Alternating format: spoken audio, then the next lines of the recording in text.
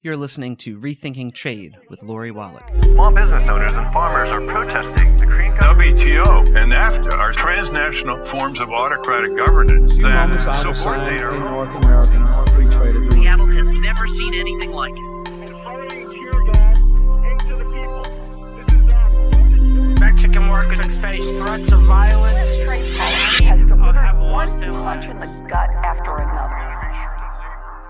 Welcome back to Rethinking Trade, where we don't just talk about trade policy, we fight to change it. I'm Ryan, and I'm joined once again by our in-house trade expert, Lori Wallach.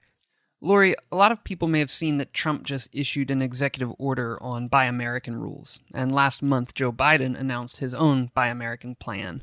Before we dig into both of these, why don't you just give us a brief overview of what Buy American rules are in general?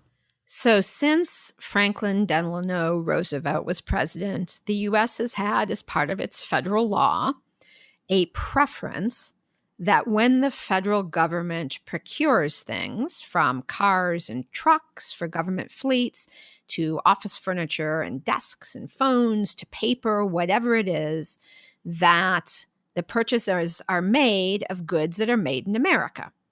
And the idea is twofold. First is to recycle tax dollars back into creating jobs and supporting communities in the United States. So it's sort of a virtuous circle of you have a job, you pay your taxes, and then the taxes come back into your community to buy things that are made in the community for people who pay those taxes.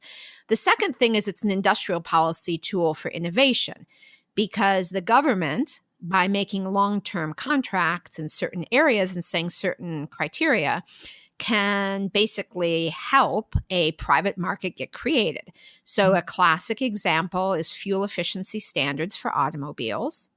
We all think of the so-called CAFE, the corporate average fuel economy standards, that are, when you buy a car, it explains what the average is, and there are federal requirements that a fleet of cars produced by a maker has to have certain fuel efficiency standards.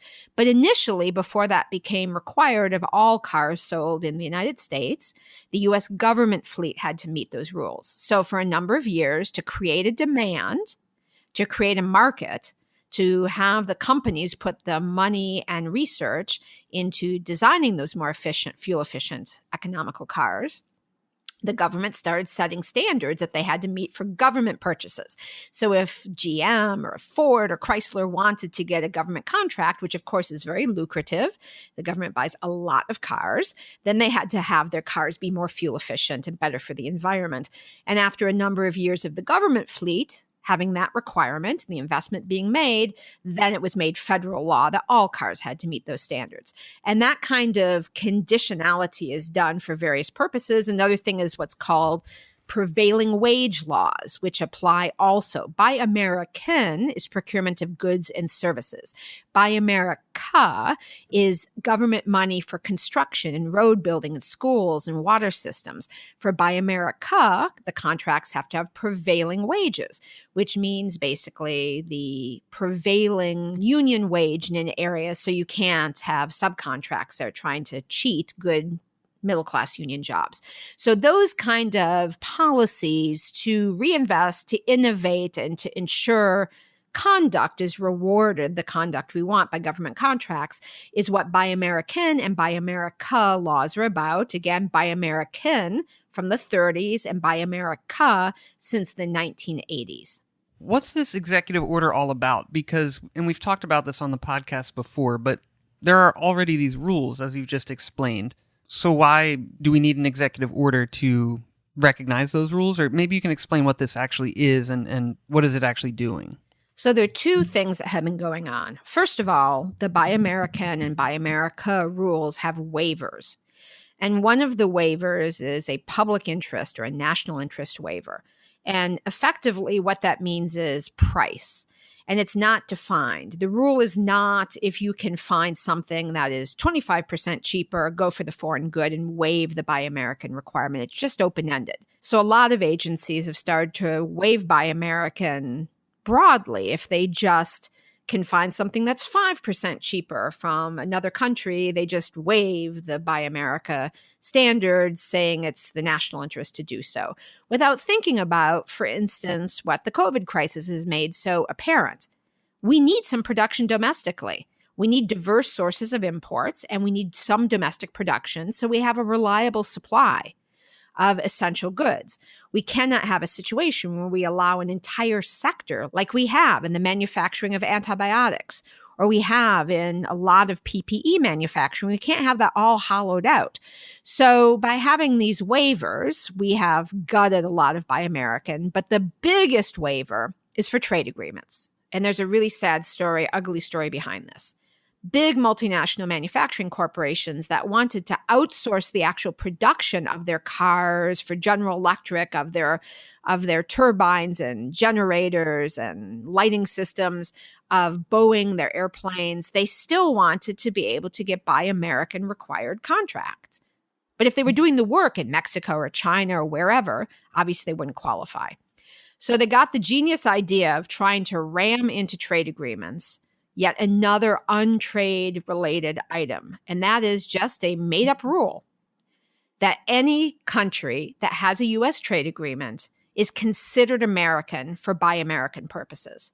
So this waiver that's now in place excuses Buy American rules so that U.S. government agencies get basically to waive Buy American privileges for 60 other countries. So Buy American now is Buy America plus Japan, plus all of Europe, plus Korea, plus a boatload of other countries, plus Mexico, plus Canada, plus all of Central America, all of our free trade agreement partners. And that waiver has meant practically that Buy American is largely gutted. Just to confirm, the new NAFTA also contains these waivers, correct? It does, and this is the hypocrisy in all of this. So that waiver system is something that by statute, any U.S. president can cancel unilaterally. So for 3.5 years, Donald Trump has had the ability simply by executive order, it's one of the few things he really could have done legitimately by executive order, he could just end that trade agreement waiver. It is a statutory delegation of authority for the president to be able to basically just issue what the list of waiver countries are. And it's something that can be changed at any time. And as well, in the World Trade Organization, you can get out of those procurement rules that are in the agreement itself without any penalty. So Trump did a very early first year in office, 2017, Buy America, Hire America executive order. And instead of fixing this huge exception that eats the rule, that executive order said that we have to have compliance with our international agreements.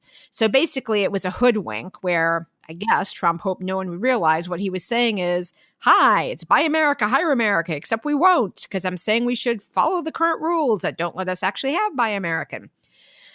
Now, this most recent order repeats some of that language, but for the first time, it has a new thing.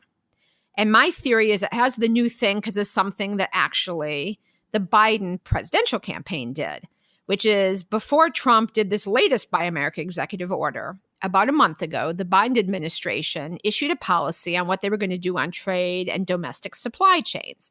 And the most interesting thing in there, in a way, is that they have a clause in this policy plan that says we are going to change our trade agreements to make Buy American real, as compared to we are going to change Buy American to prioritize the trade agreements. And that is a pretty stunning shift for Biden, because that's not necessarily a position he's had, but it's certainly where the country's headed. The COVID crisis has made everyone realize, even people who have been big supporters of these trade agreements, realize we need to have some domestic manufacturing. We need to diversify our imports, but we also have to make some of this stuff for emergencies, medicine, PPE. So that, I am guessing, is why this new Trump Buy America order now has a clause that orders the top trade negotiator, the U.S. trade representative, to renegotiate our trade agreements to allow domestic purchase only of a variety of essential medical supplies, PPE, medicines, etc. And It's sort of a catch-up so that now both of the contenders in the U.S. presidential race are taking a position that's much more similar to what the public position is. Polling shows repeatedly that people want, at like over 80% of the public want Buy American rules strongly enforced, want to reinvest their tax dollars into having the government buy American-made goods. So now both the Democratic and Republican contender for president are more or less suggesting that we ought to fix the trade agreement problem to be able to really buy American. Now, whether or not that happens, I suspect is going to take a lot of activism because there are a lot of very big multinational corporations that have enjoyed having it both ways. They produce in China, in Vietnam, in Mexico, and then they find a way to still be able to get a government contract.